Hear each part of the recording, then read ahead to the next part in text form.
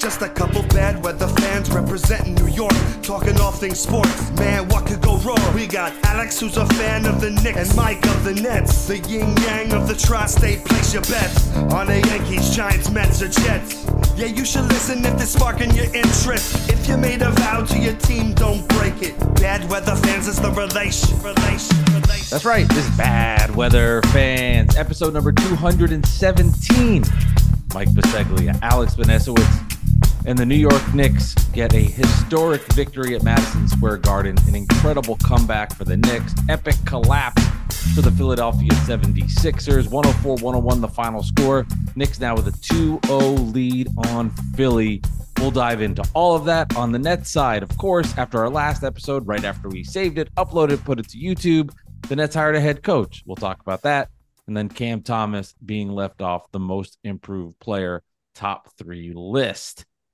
Don't forget, this podcast is available on Apple, Spotify, and watch it on YouTube, where you can't see, but you can hear our special guest tonight, Alex, Dolan J. Trump, who joins us, but we have covered his face to protect him and his identity.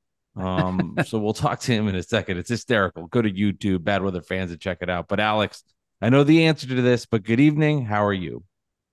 I'm doing great. Happy Passover to everybody who celebrates. I'm very, very excited. Knicks win 2 in a row. This is who they are. They come back. The bench plays well. They hustle. They win. That's who they've been all year. If you're surprised, you haven't been paying attention to our New York Knicks. That's all I have to say. Your New York Knicks, not our. Don't our me. New York Knicks. How are you, Dolan? I'm doing great, guys. Thanks for having me on. Jay Trump. Happy Passover to the two of you as well. Yes. Hope you had a nice Seder tonight. I did. I'm a little tired because of it, but well, it is what it is.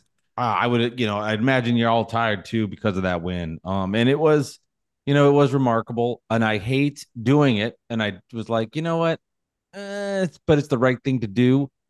Let me hear both of your reactions when you were watching, who was around you, to put everybody, because people that were at the game, people like me that were not excited, who were disappointed, but everybody was in a moment where they were watching this. So, Alex, I'd love to hear from your perspective, and I'm sure our Bad Weather fans, where you were in that moment, watching that as 30 plus seconds left, thinking this was over, to the incredible win.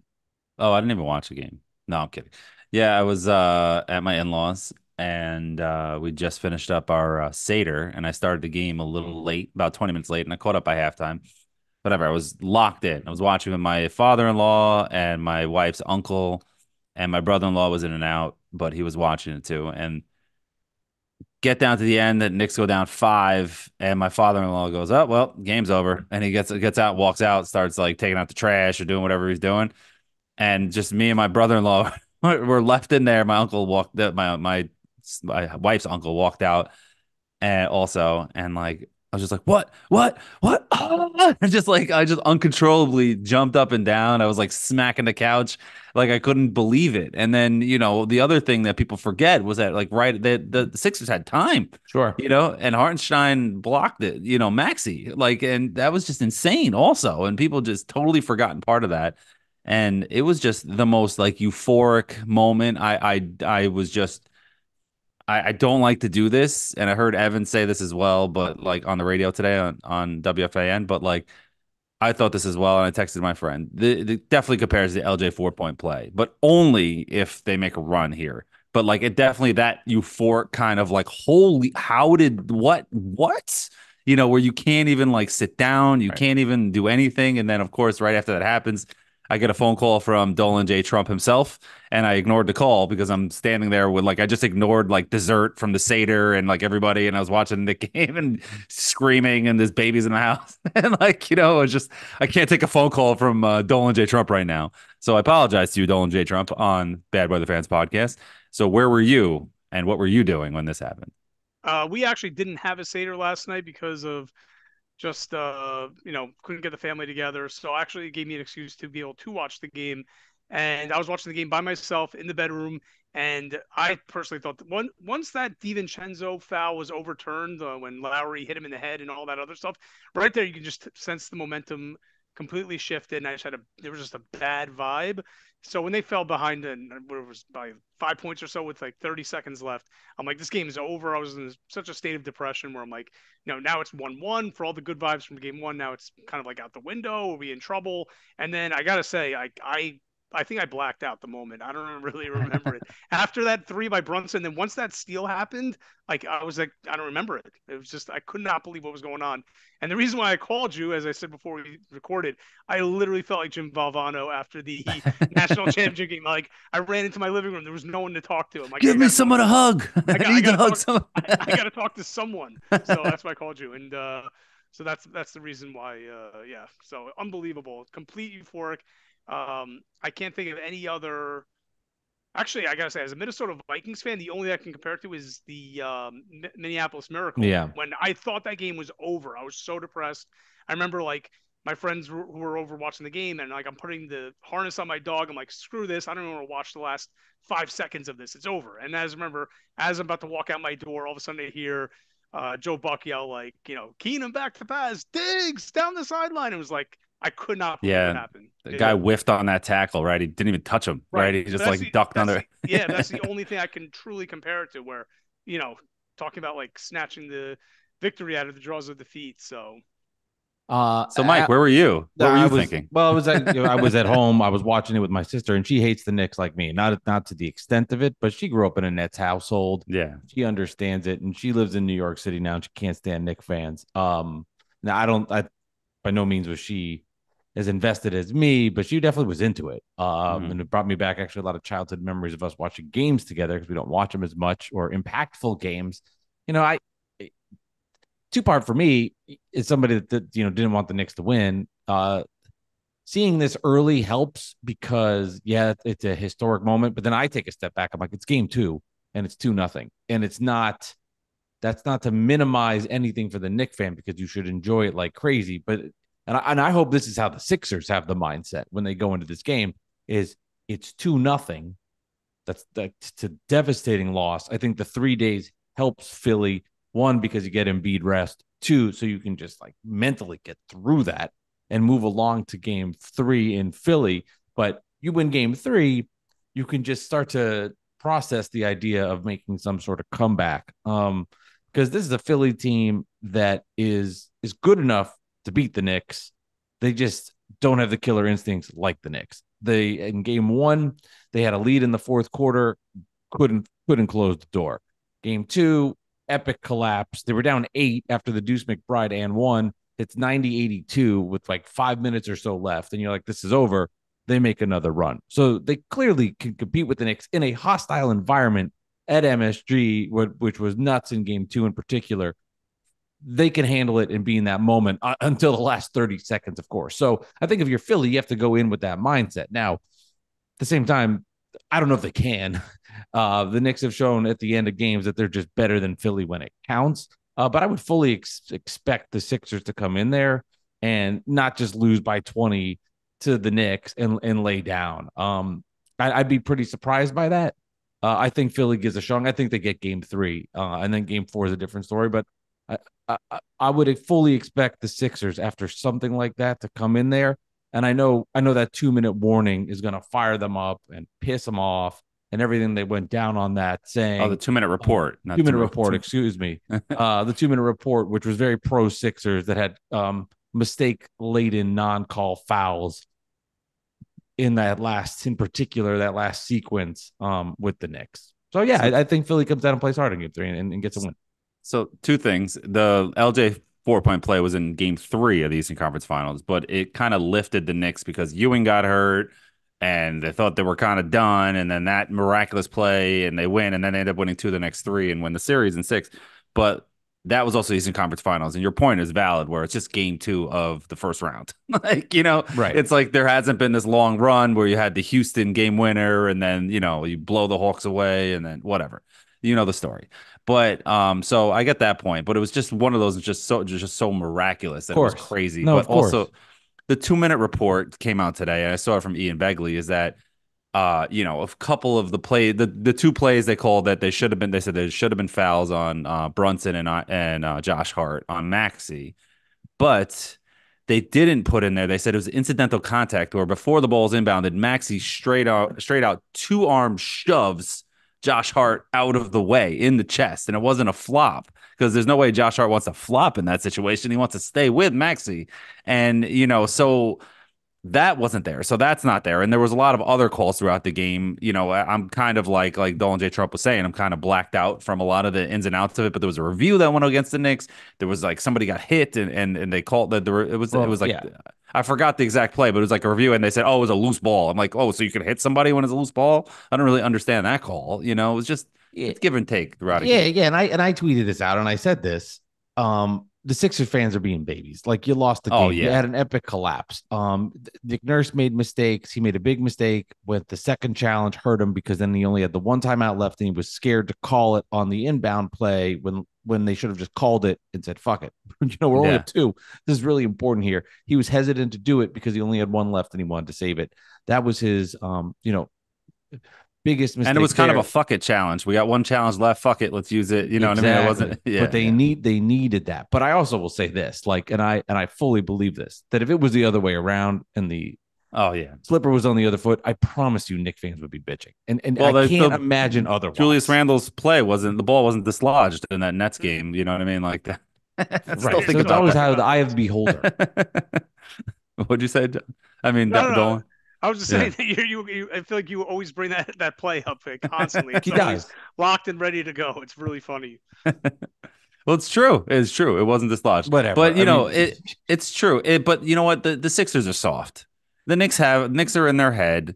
Jalen Brunson hasn't had a good game yet. He's been doing all the other things besides scoring that's helped them win, and somebody else has stepped up throughout each game. And the first game was Mitchell Robinson and Deuce McBride and Bogdanovich, and the second game it was Hartenstein, and first game was Josh Hart also, and then DiVincenzo in the second game. It was just there's somebody else stepped up, but this is who the Knicks are. This is what they've done. I've seen 10 to 15 wins this year that way. You know what I mean? Like, I think, Alex, that Jalen Brunson has put so much pressure on himself to do well that he's pressing. He did this whole, I don't think he was in the top 3, but he was a top 5 MVP candidate. And he had an amazing close to the season.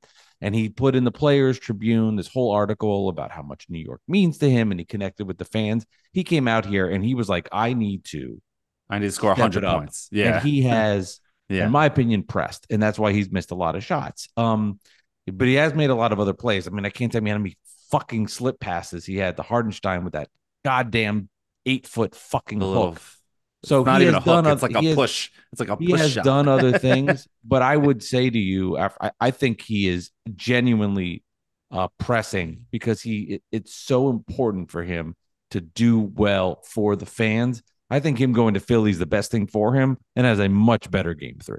A much better game. One thing, though, I agree. I think he is pressing, but I think part of it also is I think it's just a bad matchup. I think Kelly Oubre, the length gives him trouble. So and they had Batum on him too for a while as well. So I think it is definitely it's both of those factors. I don't think it's just him 100% pressing. It is very reminiscent to when Randall struggled against Atlanta, where the entire game plan was just to shut down Julius Randle. The difference, though, here now is Randall literally only had Alec Burks and Derrick Rose to rely on in that series, right. Whereas he has like a full-fledged team. I mean, Josh Hart's playing out of his mind, and it's just that the Knicks, I mean, if you watch them every night, and Mike, I'm sure you do, you watch them every night because you hate the team more than ever.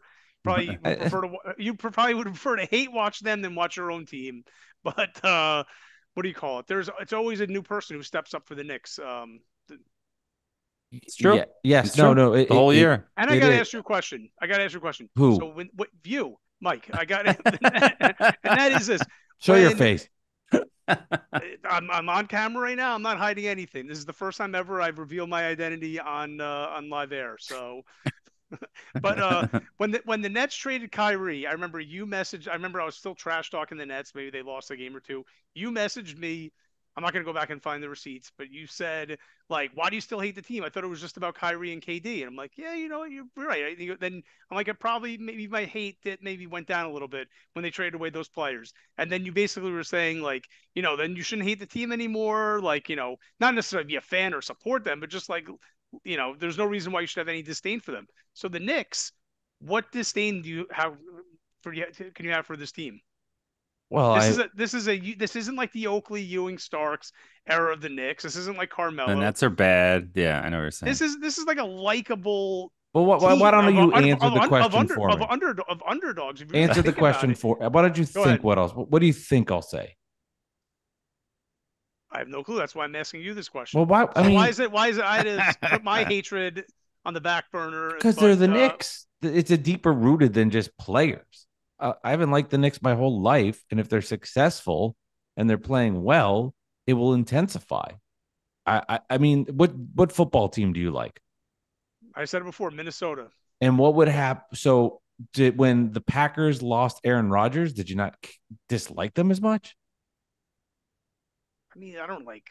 Well, you know what? There's like a passion of hate that goes up and down. You know what I mean? Like Sure. Oh, sure. if I, When the Knicks sucked, I mean, it was yeah, like they're bad, but they're a contender now, so it's intensified. It's that simple, and it's right. rooted back from my childhood. Well, like Dolan, from the we could go 90s, there. I hated the Bulls, I hated the Pacers, I hated the Heat, like with a passion. Then it became the Celtics a little bit in the 2000s, 2010s. You know what I mean? And it's just, but the passion of the Yeah, hate, I hate the Heat, but like the passion of hating the Bulls, that's completely gone. You know what I mean? That's just, it's gone. Like I don't like the and Bulls, but like, I'm not like, oh my God, I hope the Bulls lose every game. Like I couldn't give a shit. You know what I mean? I So it do goes ups think and that down. Twitter has played an impact and it played a role in this. So, like, if Twitter doesn't exist and you're just watching these highlights on TV and seeing the crowd, you're like, oh my God, that's annoying. But you're not as involved in this day to day. And Right. I Twitter's think done a lot of good for I think bad weather fans. you hate the fans more than you hate the team, It's probably. not even that. It's a symbolism. This that from me as a Nets fan my whole life, having to deal with the constant barrage of we're the New York Knicks and there's nothing like it. Like I bring this up. I didn't think we were going here, and I was actually very pro Nick tonight, but you're like making me not do This it. is why you bring me on for ratings. That's Um, why. Got to but bring yeah, out man, conflict. And then, Alex, I I'm going can't tell after you you next. how many times I can't tell you how many times in my life just being around. There's nothing like it. When the Knicks win in New York, the city's different, And as a kid, there was a Nets fan who was incorporated in the city. Obviously, I live 20 minutes away. I've been in New York all the time. I never saw it that way. I was like, I like the Nets. I think I root for them just as hard as a Knick fan roots for their team. Why am I second fiddle to you all the time?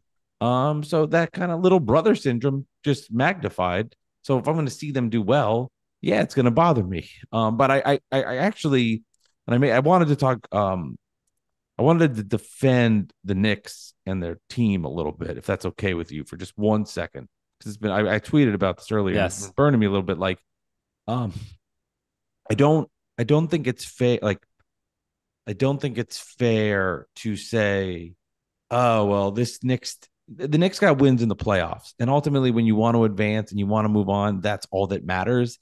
I think it's very kind of basic to be like, well, if Jalen Brunson doesn't play better, they're going to have issues later on in series, or they're not going to win. Yes, obviously, if Jalen Brunson does it shoots 7 for 27 in every game, they will have issues. But that's not going to happen. They've gotten so much success from the role guys, and Bobby, who's a great fan, tweeted this to me. He was like, when the Heat got contributions from Caleb Martin, Kevin Love, some of those other ancillary Heat players when Jimmy Butler didn't play well, it was like, oh, that's Heat culture. That's what they do.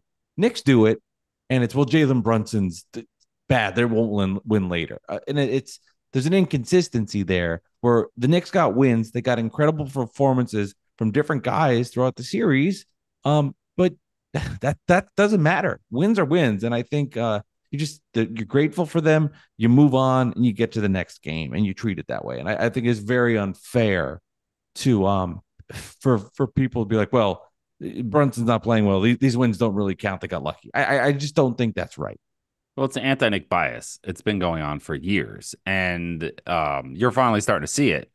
And it's indicative also of, you know, the Knicks have to keep proving it. Jalen Brunson needs to play well right now, or I'm going to call him a choker, as some people on the radio are saying. This guy led the Mavericks to what, the Western Conference Finals, and when Luka was hurt, and he also last year won a round for the Knicks. Like, why does he need to prove it again? Like, he had 2 bad games. Like, obviously, if he never plays well in the playoffs again, that's something different. But just because he had 2 bad games doesn't mean he now is not a good playoff performer. You know what I'm saying? It's just, why do they need to keep on proving it? And like, to your point, is that things are always spun in the negative for the Knicks. They're only winning because Embiid is hurt. But if they lose to Embiid when he's hurt, it's like, haha, you lost because Embiid was hurt. And even to a hurt Embiid, it's just, you can't win. And it's just, no matter what, there's a negative spin. Maxey is fouled. Oh, they got the fortunate calls. They don't talk about Maxey shoving Hart. They don't talk about the other fouls throughout the game. They don't talk about how Embiid should have boxed out Hartenstein, who came flying in for the offensive rebound. They don't talk about Anunoby's great pass to swing it to DiVincenzo for the 3. They don't talk about Hartenstein's block after that, where they could have won the game, the Sixers. They don't talk about any of that stuff because it has to be spun in a negative. And that's what drives me crazy about the coverage. It's never positive for the Knicks because they are so what's the word I'm looking for? They're so, annoying. The word is like, I can't think of the word. I'm exhausted.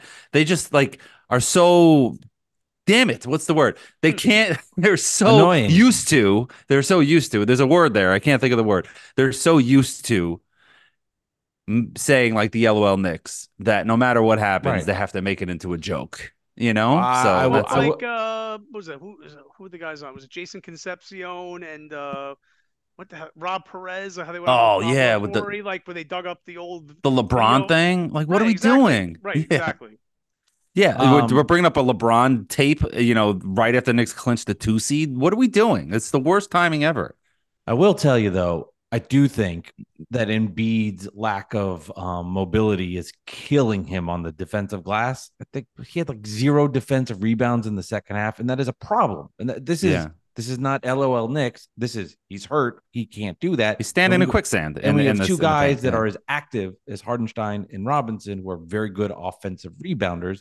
That has created an issue because, like, Embiid has to be doing a better job on the defensive glass, or the Knicks are going to win the series. And that's what they killed them in game 1 with it. And then in game 2, they controlled it a little bit more until the end of that game, where they attacked the glass and killed them there. Embiid's good enough, even though he's not at 100%, where he can go out there and make crazy turnarounds, score in the paint, get to the free throw line. But on the defensive glass, if he can't control the paint and move, I mean, between Josh Hart, Hardenstein, Mitchell Robinson, and Anunoby, they're just killing them on the glass. I mean, Tobias Harris is a joke. He can't do anything anymore. He looks shot. It's a problem. The Sixers are top heavy. Maxey won Most Improved Player of the Year, is becoming a star before our eyes. And Embiid's Embiid. Even if he's not at 100% on the court, we can talk about the off court stuff, but the Sixers need more. And they got a little bit from Lowry, missed that fucking free throw that would have made. They need Ben 6. Simmons. That's what they need, right? The Sixers. They need James Harden. I do like, though, to the Batum and the Oubre on Brunson. That's what the Nets did. They put Mikal on Jalen, and they're putting bigger forwards on him, and that's a strategy. And I couldn't give you insight of who was guarding him throughout the next season, but I can tell you from the net games, where I'm really keyed in on it, they would always put the bigger guy on him. And Jalen struggled versus the Nets they beat the Nets, but he had similar kind of looking games. If you look at the boxes versus the Nets lately, it was like 10 for 26, 7 for 24, whatever. He did struggle versus the Nets when they put Bridges on him, who knows him obviously very well too. Yeah, no, I mean, and he has been pressing a lot, and he's been getting, there are certain shots I see it in, like, he had like one pump fake, and then he hit the shot in the corner, on the left side of the court. It was just like, oh, that's money. That's a Jalen shot. It was money. It's just like there's a lot of shots where he's forcing it, and he has been going against bigger opponents most of the season. I mean, and most players are bigger than him. He's 6'1", you know what I mean? So 6'2", whatever he is, and I think they're going too much like at Embiid to try to get him in foul trouble. Like, Jalen doesn't have to get all the way to the hoop. Pull up, man. Run, dive in, drive in, and pull up and hit your 5-10 footer and it's money. You know what I mean? And that's where his bread and butter was all year. And he hasn't been doing that. Dolan, I'm just staring at you in the dark. Yeah, I'm waiting for you to jump in here, No, man. I was just no. I don't want to. He's just like a fan watching the show. You know what I mean? No. Show your face, Dolan. Dolan, how much money to get you to show your face? I'm not showing my face. If I said the legit, I'll give you. Witness Hold protect. on, I'm hold telling on. you, No, it's no. like CBS 60 Minutes. I want need to have the voice altered right now. That's it. $100. The blurry dot. $100. Show your face. Not showing the face. Not tonight. 1,000. Can't have it. But anyway, 10,000. Cannot have it. You would $10,000. You wouldn't pop on right now. Of course I would. Okay. Well, he just knows we don't have $10,000. Right, $10,000. No, but I was gonna say this. Promo code BWF. But in terms of like narratives, when you think about it, the whole like idea of like, oh, the Sixers had the lead, but then if they can easily win these two games, the Knicks could easily have won these two games like easily, going away with if Brunson, let's say, instead of being 7 of 28 is 7 of 20 instead, where instead of shooting 25%, he's shooting 35 to 40%. Now you're talking maybe about a 6 to 8 point Knick win. So, well, we could. I don't want to play. See, I don't want to play that game because then I could do the opposite and go, is Josh Hart gonna, play like Devin Booker? I mean, and shoot pull up threes and go. No, that was nuts. So game one was nuts. That was just crazy. He did it in game two. Then no, you're right. So my point is, Josh Hart is a total winner, and I can't believe there's Knicks fans on Knicks Twitter who trashed the guy all season long. I'm proud to say I was never one of them. Me Alex, either. I know you're the same as well. Yeah. How can you not realize that this guy's he has championship pedigree in him. He's not a star. He's never going to be a star, but he does everything needed to win. He's a winner. Exactly. You need that guy. Exactly. When I was at the University of Maryland, my senior year, we won the national championship. There was a guy in the team, the one guy who did not make 2002. 2002. The one guy who did not make the NBA was probably one of the more important players on that team. Do you know? You had Juan Dixon, Steve Blake, Lonnie Baxter, Chris Wilcox, former Knick. Do you know who the fifth starter was? I do not. His name was Byron Mouton. He did everything for the team. He was literally like the Josh Hart of the team. He was like the heart and soul and he was just like the glue guy that just kept it all together. But is that what glue guys do? Yeah. Yeah. But what do you call it? But I'm trying to think of what else I wanted to say. Oh, I know. I'm going to talk to you about this. So after game one, I remember you said to me, put out the poll question now about Mitchell Robinson and Hartenstein. Oh, that was me. And I know you're a hardcore Mitchell Robinson fan, and I love them both. No, I love them both. Too. But I love them both also. And I know I lean probably a little bit more towards Hartenstein. But I think what game two showed you is that they both complement each other so well. You need to they both bring different elements. I mean, Mitch could be obviously like the best defensive player in the league. He shows that potential. But then Hartenstein, you see the passing and the soft touch around the rim. And he's just such an unbelievable. I mean, they have to find a way to keep both of them on the team next year. And I think they do have the cap space to sign him. So yeah, they got to go over the tax or something. I don't know. Somebody smarter than me needs to come up with that. But that's the thing. That's one of the keys that I gave to this series, that the Knicks will be able to beat the Sixers in 5, which was my prediction, was because no matter who Embiid is facing on the floor, it's going to be a starting caliber center. Mitchell Robinson seemed to get a little banged up in game 2, and then Hartenstein stepped up and he made the big plays down the stretch to win the game. Game 1, Hartenstein wasn't playing well. Mitchell Robinson stepped up and made the big plays to win the game. And it's just, that's what winning teams do. They have the depth at center. They might not have the best center on the floor, but they have the most consistently good centers on the floor. Like, think about the drop-off from Embiid to Paul Reed. It's dramatic. It's the Grand Canyon drop-off, and Paul Reed's okay, but like, he's not Mitchell Robinson or Isaiah Hartenstein. You know what I'm saying? So that's all I'm saying. Yeah, no, fair, but it's also Embiid on the other end creates that epic Grand Canyon scale that does happen. Well, they used to have Andre Drummond on their team, so I mean, obviously they traded him to the Nets. Yeah, right? He was in the Nets trade, but they had somewhat of a competent back. No, a bigger backup, a body that can rebound. Yeah, he's got no help on the offense on the boards. I mean, Tobias Harris, as you said before, is a complete joke. I can't believe he's an expiring contract. I believe. I mean, who is? Yeah, he's gonna get paid again though. He's gonna get something. No. Not big money, but he's going to get done. another contract. I mean, maybe And you heard Charles Barkley when not a huge deal. You're saying, Charles right? Barkley was saying how when he was like rattling off before the series started, saying like how after Brunson, Embiid, then you have Brunson and Max, and he goes, then the Sixers may have like 4 of the top 5 players in the series, and he goes, Tobias Harris, he may be he's probably the second best player in the Knicks, and then he was wrong. Stopped himself. He said, no, they have OG, but I mean, Tobias Harris wouldn't even be. He wouldn't even. Mitchell Robinson's better than Tobias Harris. Isaiah Hartenstein's better. Tobias Harris, I don't even think would be in Tibbs' rotation. No, he wouldn't be. He'd be like Preston Achua, Boomer Esiason's favorite player all of a sudden. I think Preston Achua. I think he would be like banished like the way Alec Burks is. I think he's got no. Yeah, he's got. I forgot he was on the team. Alec Burks, honestly. But that's the biggest difference between the Sixers and the Knicks right now is the depth, because it's all top heavy with Philly, and it's Maxey and Embiid. Little contributions from Lowry, Oubre, and wherever else they can. And Buddy Hield's not getting anything either. Bad. Buddy Hield's garbage. Bad. Was a huge scorer in Indiana and Sacramento. I mean, he put up points, but he's just never. He was never on winning teams. He was never a winning player. He was never a winning player. He was never on winning teams. But you know what though? You see, he's just not made for the playoffs. But you know what though? It's become so cliche, this line, but like the Knicks, there's no dogs on the Sixers. The Knicks are dogs. And I was tweeting this out earlier today. I probably had bad timing because I don't know if people saw it, but if you think about it, like the team that resembles Rocky Balboa, tough, blue collar, like heart of a champion, unwillingness to quit, is the Knicks, not the team from Philadelphia. Yeah, the New York grit, the New York attitude.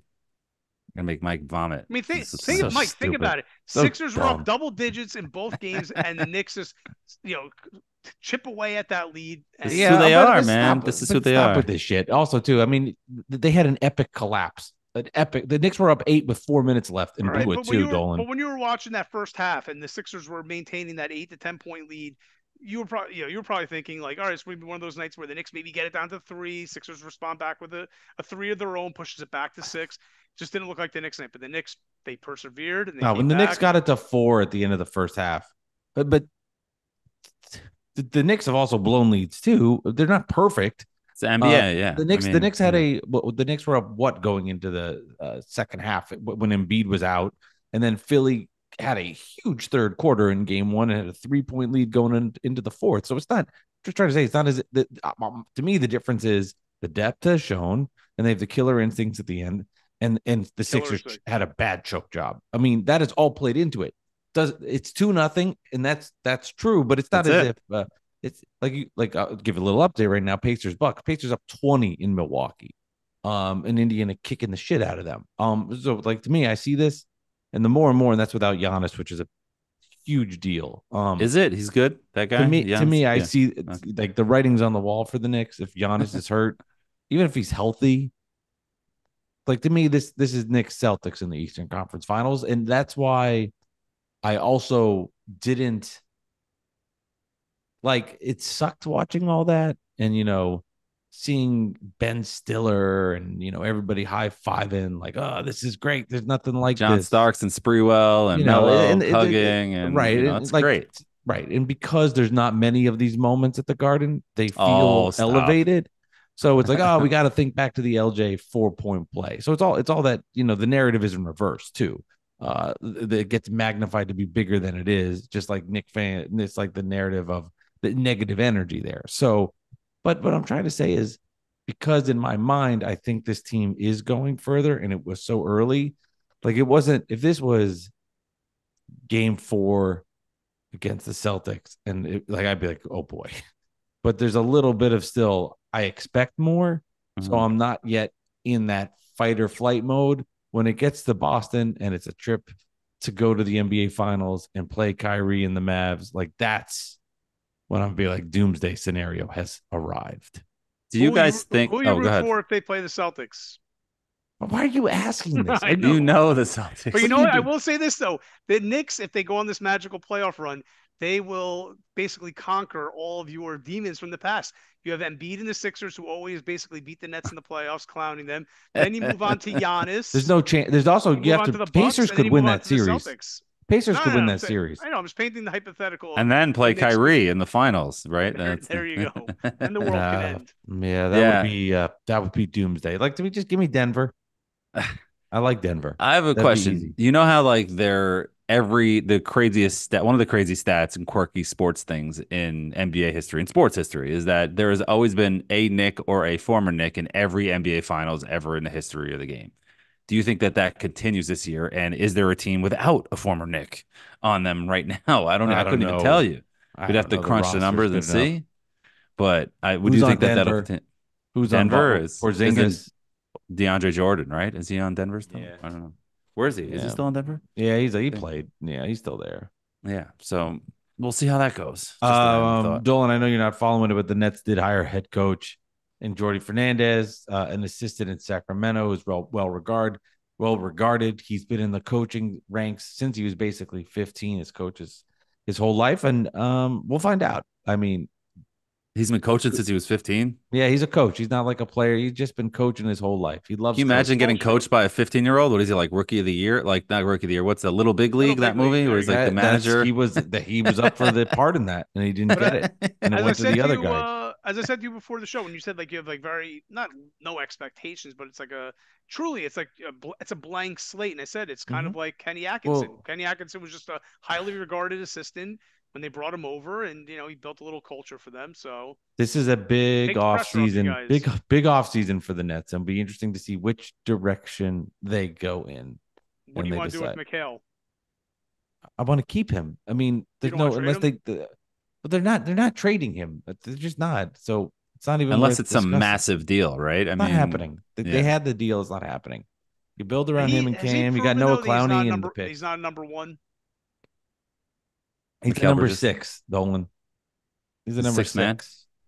Man. So is Cam Thomas and is Cam Thomas? I'm not trying to be Oh, a thorn Cam in your Cam side right now. Do Cam you can truly play. believe- Cam's Yeah, 20, Cam's 22 He's a years starter. old. Cam Thomas is a starter. Cam scored 22 points per game and helped them win at the end. Yeah. Like you saw And you saw cared. that He Nick does. He game. cared, You saw yeah. that Nick game.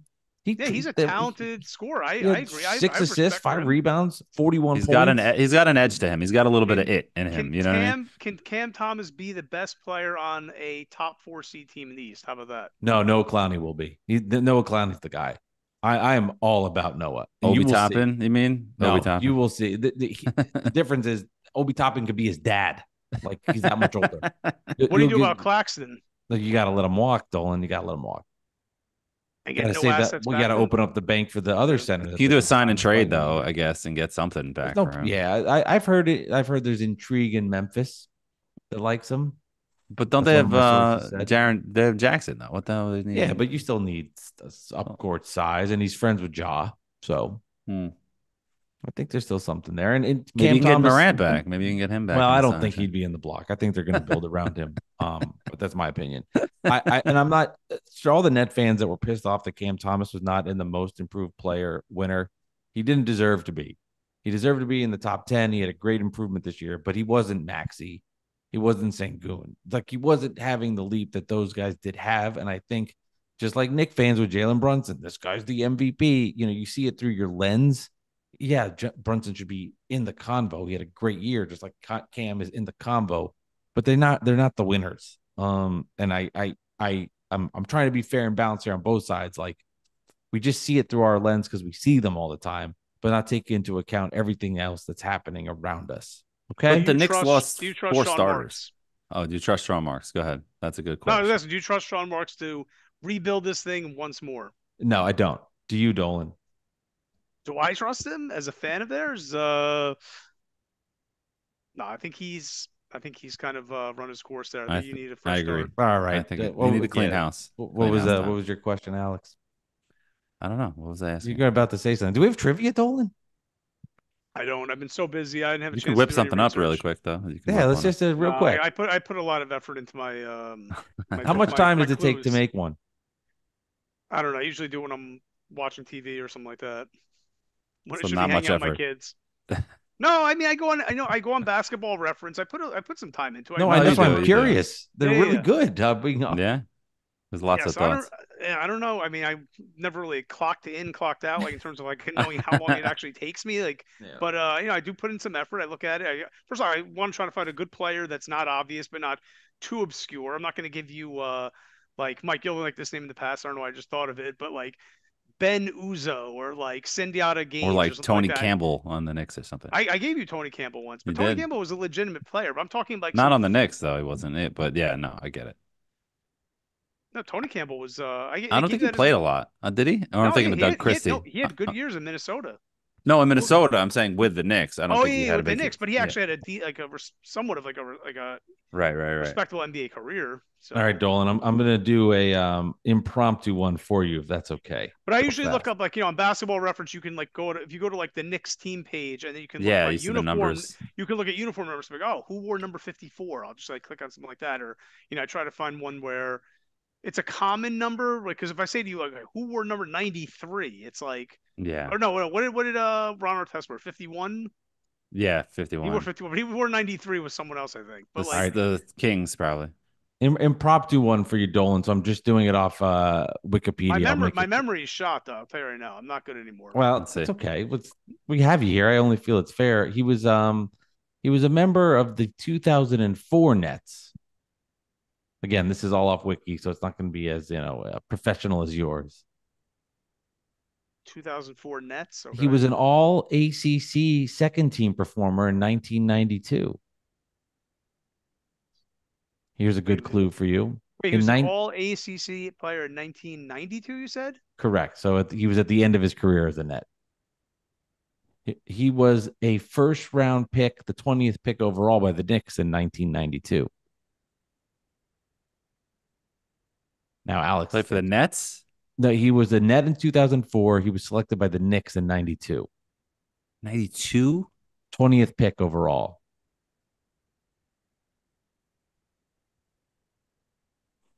He is now a head coach, but not in the NBA. 2. Alex, I gotta say, your memory is usually spot on with all this stuff. I'm amazed that 92. I can rarely get something by you. Oh, Hubert Davis. You got it. I didn't know he was on the Nets though. That Very was end. thanks, Barely. Dolan. No, that's a great compliment. I really appreciate Oh, that. that's right. He went to UNC. Yeah. I see the head coach in college thing triggered it for me because you said drafted in 92 and I'm just like thinking like 90s draft picks. There wasn't that many of them, so I started thinking of like Walter McCarty or John Wallace or 96. Dante Jones. Yeah, and I was like, no, that was too late. And then I'm just like, it was like this is how the wheels were turning in my head. So Yeah, so you got it. You beat Dolan one-on-one. Yeah, dude, Yeah. I'm not good. I'm not good at this game anymore. Trust me. 10 years before I had kids, I was much better. My memory's shot. you know what? think, Yeah, that's fair. marriage and kids definitely sucks out the time where you can just stare at sports shows yeah. No, and I just games. think I just think the wear and tear of like stress of being like a parent is just like eroded my memory. So I can't remember stuff anymore I used to. Maybe I'm a little bit older than you guys also. There's times where I'm like, You're not older, that much older. what's than that person's name again? So what are you, 42? 43. Okay, I'm 41 in Telling you, though, that 39 and a half. That extra year or two makes such a difference. I'm telling That's you. true. You hear stories of people saying like out of nowhere, like they can't like read a menu anymore in a restaurant. Everything just becomes like ants on a piece of paper. There is some truth to that with kids, but like you know what? Honestly, I've been randomly. I never wore sunglasses, but randomly I've been driving around with the sun out. And I'm just like squinting, like I can't see. Like what the fuck? Like I think I need sunglasses. Wait, so you're 41. How old are you? 30. I'm 40. I'm 40. I'm 41 in May. I'm 40 I'm and what are you 39. I'll be 40 in November. Yeah, you guys have a lot of. Shut up. You'll learn. You're gonna learn the hard You're way. like 2 years older than us. Got chronic back pain. I've recently discovered that I got like there's like hair growing out of my ear. It's pretty bad. Okay, we all have that. All right, we all have hair in our ears. Let's go. Come on. Dolan J. Trump, episode 217. Yes. Check us out. Follow us on TikTok. Dolan, where can people follow you on Twitter if they want to get your President Trump parody account? Yeah, but I gotta say, there's really no more parody anymore. I mean, I might as well just change the name because I rarely tweet in Trump's voice. It's but if they do want to follow, it's at Dolan_J_Trump. So very nice, very nice. And I gotta say, this is the least I've paid attention to the NFL draft in maybe my lifetime coming up. Because the Knicks are so good, and we're doing this podcast, and it's just I don't know. And also the draft is on the same night as the next Knicks game. It's like I'm not gonna watch the draft. It's get it on the phone. Big night. It's a big night for the Vikings because they're expected to trade up to get Drake May or JJ McCarthy. Yeah. Like, I don't know. Well, you got Sam Darnold, bro. What do you need that for? You're good. It's Sam Darnold. Did he sign in Minnesota? Yeah, I think he's in Yeah. Minnesota. He's a, what do you call him? He's a backup. Backup? No, not a backup. What do you call it? What do you call it? Bust? No, The like placeholder. The placeholder guy. Yeah. What do you call that? The scout for the other team, like the quarterback. No, the quarterback where it's like the transition year when you like draft a player, but you get like a That's cheap what I said, veteran. placeholder. Oh, yeah. No, but there's a certain term for it. But like, the guy who starts for the first 7 or 8 The weeks. bridge QB. Bridge quarterback. There we go. Bridge quarterback. I don't remember the name. See, that's what I'm talking about. God, we're all messing. This is what happens after right. a couple Saders and some Manischewitz, and we can't think about anything anymore. I'm exhausted, and that's all. All right, episode 217. That'll do it. We'll join you next time, and we'll be talking about that Sixers comeback win. Guys, thank you. All right, see you later. Thank you very much, Alex. Thank you. You say you're welcome. You're welcome.